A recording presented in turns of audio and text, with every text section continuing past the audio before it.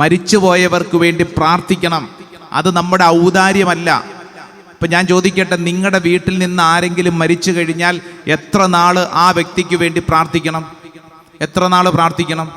വീട്ടിൽ നിന്ന് ആരെങ്കിലും മരിച്ചു, എത്ര നാൾ പ്രാർത്ഥിക്കണം ആ വ്യക്തിക്ക് വേണ്ടി?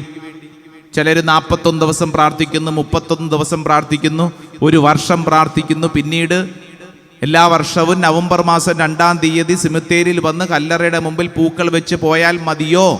പോരാ, പോരാ. ശ്രദ്ധിച്ചേ, എത്ര നാൾ പ്രാർത്ഥിക്കണമെന്നറിയോ? നമ്മുടെ ജീവിതകാലം മുഴുവൻ, നമ്മൾ മരിക്കുന്നത് വരെ മരിച്ചുപോയവർക്ക് വേണ്ടി പ്രാർത്ഥിക്കണം. ഇത് ശ്രദ്ധിച്ച് മനസ്സിലാക്കണം ഈ കാര്യം. കാരണം അനേക കുടുംബങ്ങളിൽ അനേക തകർച്ചകൾക്ക് ചില കാരണങ്ങൾ കിടക്കുന്നത് ഇപ്രകാരം പൂർവികമായി കടന്നു വന്ന ചില വഴികളിലൂടെയാണ്. നമ്മൾ ഇപ്രകാരം പരിശുദ്ധ ബലി അർപ്പിച്ച് പ്രാർത്ഥിക്കുന്നത് അപ്രകാരമുള്ള തിന്മയുടെ കെട്ടുകളെ ബന്ധിച്ച് യേശുവിൻ്റെ സ്നേഹത്തിലേക്ക് ചേർത്ത് വയ്ക്കുകയാണ്. മരിച്ചുപോയവർക്ക് വേണ്ടി പ്രാർത്ഥിക്കണമെന്ന് തിരുസഭ പഠിപ്പിക്കുന്നതിൻ്റെ ഭാഗമാണ് എല്ലാ ദിവസവും കുടുംബ പ്രാർത്ഥനയോട് ചേർന്ന് നമ്മൾ ചൊല്ലേണ്ട ഒരു പ്രാർത്ഥനയുണ്ട്. അതേത് പ്രാർത്ഥനയാണ്? പറഞ്ഞേ, ഏതാ പ്രാർത്ഥന? ഉച്ചത്തിൽ ചൊല്ലിക്കേ.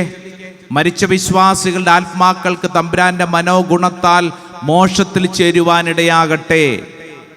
പ്രിയപ്പെട്ടവർ, ഈ പ്രാർത്ഥന വീട്ടിൽ നിന്ന് മരിച്ചുപോയവരുടെ പേരുകൾ പറഞ്ഞ് പ്രാർത്ഥിക്കേണ്ട പ്രാർത്ഥനയാണ്.